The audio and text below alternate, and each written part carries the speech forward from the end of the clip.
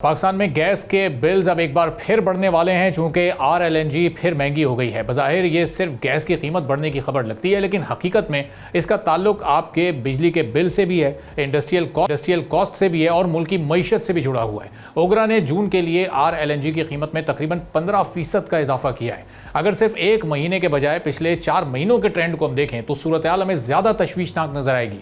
जून में RLNG की कीमत मई से 15% बढ़ाई गई है, मार्च से 56% और फरवरी से तकरीबन 73% ज़्यादा हो चुकी है। ये इजाफा आखिर क्यों हुआ है? इसकी सबसे बड़ी वजह अमेरिका ईरान कशीदगी के दौरान स्ट्रेट ऑफ हॉर्मुज़ के गिर्द पैदा होने वाली सप्लाई रुकावटें हैं। कतर से आने वाली LNG कार्गोज़ की सप्लाई मुतासिर हुई, जिसके बाद पाकिस्तान को फौरी ज़रूरत पूरी करने के लिए महंगी स्पॉट मार्केट से LNG खरीदना पड़ी। अब स्टैटिस्टिक्स हमें इस फ़र्क को बड़ा वाज़ेह करके दिखाते हैं। जून में कतर के लॉन्ग टर्म मुआहिदों के तहत आने वाली 3 कार्गोज़ की औसत कीमत तकरीबन $13.14 फ़ी MMBTU रही, जबकि एक हंगामी स्पॉट कार्गो की कीमत $19 से भी ज़ायद फ़ी MMBTU रही है। यही महंगी खरीदारी के बाद में कंज्यूमर्स तक मुंतकिल होने वाली कीमत का बुनियादी सबब बनी है। अब इंपोर्ट कीमत ही आखिरी कीमत नहीं होती।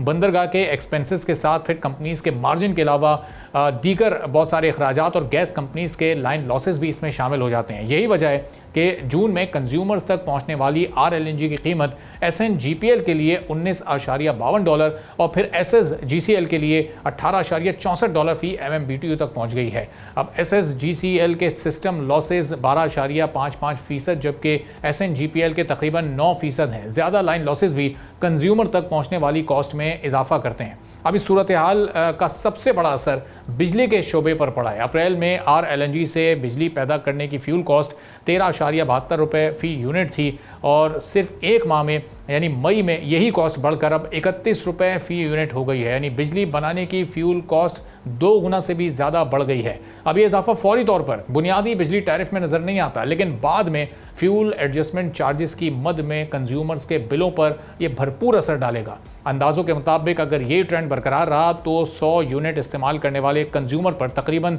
$1300, 200 यूनिट पर $2600 और 300 यूनिट पर तकरीबन $3900 तक इजाफी बोझ पड़ सकता है। अब असल सवाल सिर्फ ये नहीं है कि RLNG क्यों महंगी हुई है। बड़ा सवाल ये है कि पाकिस्तान का एनर्जी सिस्टम बैरूनी सप्लाई और आलमी जोग्राफियाई कशीदगी पर कितना रिलाई करता है। जब तक महंगी इंपोर्टेड RLNG पर इन्हिसार कम नहीं होगा, आलमी बुरानों का असर बराह रास्त पाकिस्तानी कंज्यूमर्स के बिजली के बिलों पर भी पड़ता रहेगा और जब बिजली के बिल बढ़ेंगे तो जाहिर है उसका एक ट्रिकल डाउन इफेक्ट होता है और हर चीज़ उससे फिर महंगी होती नजर आएगी। अभी निपटा कैसे जाए, बेहतर स्ट्रेटेजी कैसे बनाई जाए। सब्सक्राइब करें और बेल दबाएं ताकि कोई खबर रह न जाए।